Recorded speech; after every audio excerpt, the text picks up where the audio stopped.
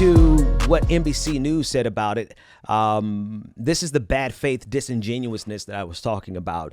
Not only that, but the fact that bad faith actors like NBC News last night prey on the ignorance of people who fancy themselves to be politically astute.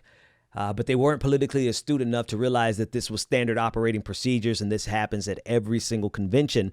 And NBC took advantage of that. This is what they said, quote, "In one of the shortest speeches of the DNC, Representative Ocasio-Cortez did not endorse Joe Biden. Quote, I hereby second the nomination of Senator Bernard Sanders of Vermont for President of the United States of America." End quote. And that's what they ran in a headline. Obviously, that generated a lot of anger across the country. That generated a lot of people who were, went on their Twitter tirades. And it just showed a level of ignorance that abounds in this country, not only with conservatives.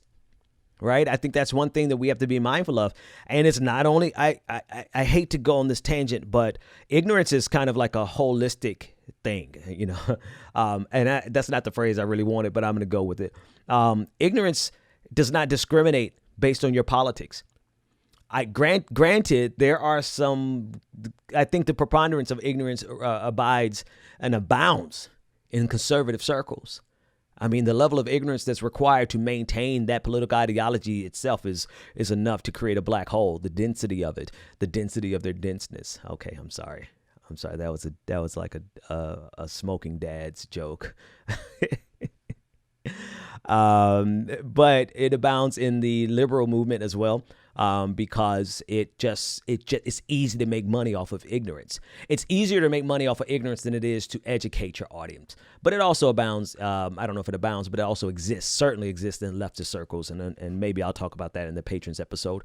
But I digress. Here's what NBC News ended up doing. They ended up having to correct themselves. They put an editor's note out for clarification. This tweet should have included more detail on the nominating process. We have deleted the tweet to prevent its further spread, but it can be seen here for the record.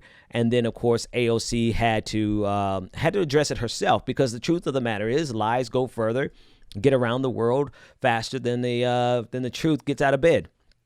And this is what AOC said. So NBC News, how are you going to fix the incredible amount of damage and misinformation that you are now responsible for?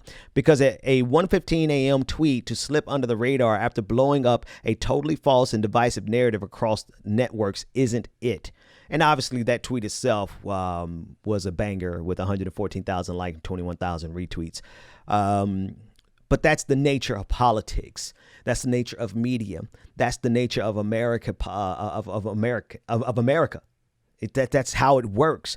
Unfortunately, that's exactly how it works. And people are still angry this morning at AOC for nominating Bernie Sanders when, she was the second person. She seconded it. She did not put his name into nomination, which should have sent if people were acting in good faith and actually had some common damn sense, then that would have, the context clues itself would have informed them that this was not anything out of the ordinary, that this was quite in order with the Democratic convention. But people gladly suspend with common sense for the purposes of adopting a narrative that helps fuel their anger, that maintains their anger, because nothing else people want in this country is to continue being angry with each other. And I'm not saying that from the perspective of us, let's all have some kind of kumbaya moment. I'm saying it for the purposes of that anger is destructive.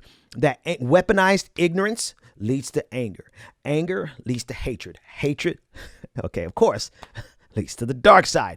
But in this case, the dark side is media propaganda that knows how to work you so that they can get clicks off of you, so that they can make money off of you, and so that they can undermine somebody who is a threat to the establishment. It's a twofer. They made money on those clicks, and they also undermined AOC's position as a rising star in this political system.